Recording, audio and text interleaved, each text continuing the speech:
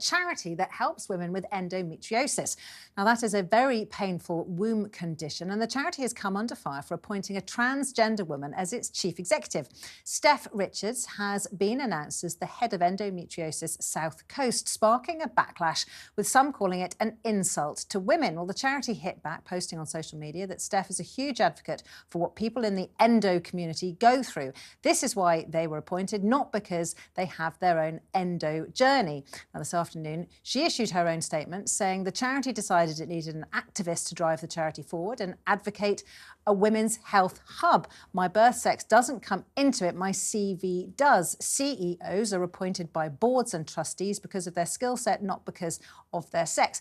Now, I do agree with her on this issue. I think it's ridiculous to say that somebody can or cannot be a CEO of a charity, depending on whether they've got that personal lived experience, as people say. It's not. Also, bear in mind, this is a charity that has, that every single person working for that charity is voluntary. They don't get any sort of salary at all. They have a budget of £8,000 a year. This is a teeny weeny charity. She's doing it out of the goodness of her heart. The head of the prostate cancer charity, National Prostate Cancer Charity in this country, is a woman. That woman has no personal experience of prostate cancer. So if this... Shouldn't be a woman. Should be a man. Should be a man. It should be. It should be a man who's in charge of... Because it's such a sensitive thing, prostate cancer.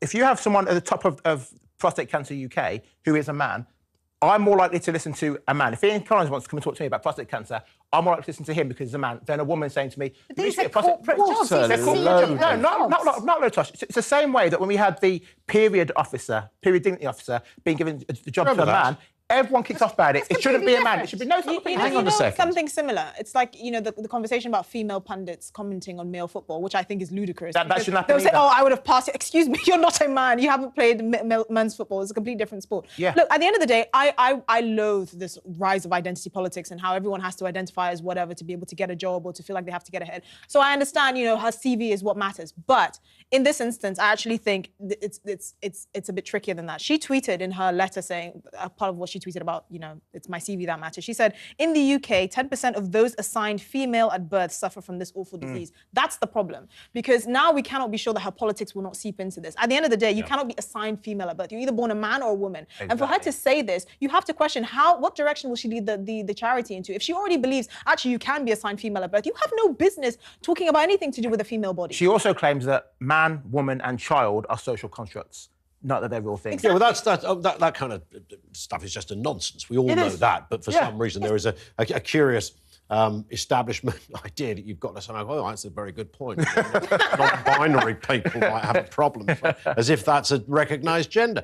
I mean, JJ is absolutely bang on. If you're a period officer, you should be a woman. If you're in charge of prostate cancer, you should be a man. If you're in charge of a charity that is about endometriosis, then you should be... private organisations or charities surely can choose whoever they want. They can, yes, but if you're asking, if the question, you know, in an ideal world, who should be looking after periods and womb stuff, then frankly, that's the technical... then, frankly, it should be a woman. Hang on. Or somebody who was born a woman who has that... Careful, Mr. If you're looking after if you're not careful, Mr. and Collins, testicles, then it means that you, as a presenter, shouldn't cover certain topics, because what do you know about it? So here's the point. It is. So here's the point. As a chief executive, you have to be able to understand governance. And if you are not the right person to be the spokesperson for that particular topic, then you can always hire somebody to be your advocate. So I actually think that we need to go to skills-based. We need to stop looking at the sex, the race, the colour, all of this stuff, and look at people's skills. Excuse me, sir. If you had the National Association of British Jews, and we said we're going to put a Muslim as the chief executive of it, that'd be okay with it. Of course it wouldn't be okay. If we're head of the Catholic Church, must be a Catholic. The head of the Prostate Cancer UK should be a man. But it only affects men. It doesn't affect anyone else. It doesn't affect women who have now transitioned to men. It only affects men. Exactly. Endometriosis only affects women. This person subscribes to